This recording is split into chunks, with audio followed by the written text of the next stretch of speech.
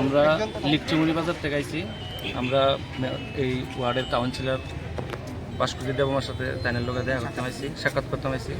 আমরা লিকচিমুড়ি বাজারের দীর্ঘদিনের বাজার, এই এলাকার সবচেয়ে ভালো বাজার। তো আমরা যে বাজারটা বাদের উপরে এবং ভিতরে মিলাইয়াসিরা সবচেয়ে বড় বাজার। তো এই বাজারের ভিতরে সব জায়গার কাস্টমার যা, তো আমরা ব্যবসা বাণিজ্য করি। আজকে দীর্ঘদিন ধরে আমরা এই ব্যবসা করতেছি।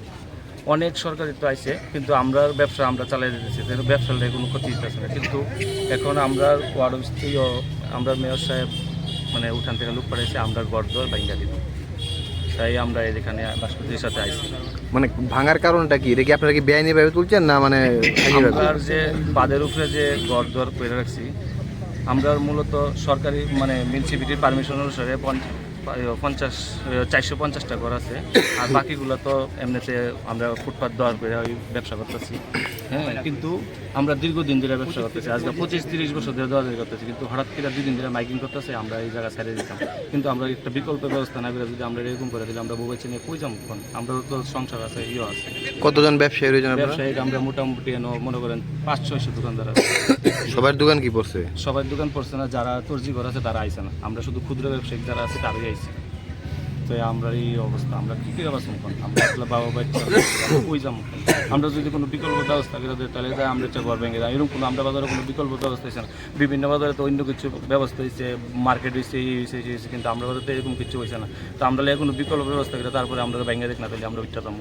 কিন্তু এরকম না করে সে হঠাৎ করে গেছে ঘর ধর ভেঙে দিব, ফুটপাতে এমনি বইয়ে ব্যবসা করবো লেগে। এমনি কি হয়নি, রাইট ফেয়া বৃষ্টির দিন আইতেছে। দেখছেন তো লকডাউনের সময় আমরা মাঠে দিয়েছি, তারপরে আমরা কি কষ্ট করে দোকানদারি করছি, তাও তো আমরা মাইনা গেছি। আমরা মাঠে করছি, এই যে বৃষ্টি বাদলা, মাল নষ্ট হয়েছে, গরু খাইলা, বৃষ্টি আইলে মাল দুয়ে জায়গা, তো আমরা কিচ্ছু হয় না। কিন্তু এখন যদি আমরা যদি ঘর ধর ভেঙে দেয় তাহলে আমরা অস্থায়ী জারাবো, আর যারা ঘরের ভিতরে বই তারা অস্থায়ী জারাবো, তারাও তো গিয়ে ঘরে একটু দাঁড়াইতে পারে। তুফান বৃষ্টি আইলে তারা দোকানদারি সাইরা পালাওয়াটকে রেখে যেতে পারে। যদি গড়টি না থাকে আমরা এত লোক কই গিয়ে কি করুম, কোন কই ফাল্লা রাখুম, কই কেমনে কারেন্ট লাগামু, কেমনে কি করুম, মালপত্র রাখুম। আমরা তো কারেন্ট লাগাইবার ব্যবস্থা হইতো না, তাহলে আমরা কেমনে ব্যবসা করুম? দিনে রাইতে ব্যবসা করতেছি, তো রাত্রিবেলা কারেন্ট কেমনে লাগামো যদি খোলা মার্কেটে জায়গা? তো আমরা কেমনে ব্যবসা করবো? এই লেগে আমরা এই কারণে আমরা কাউন্সিলরের কাছে আইসি।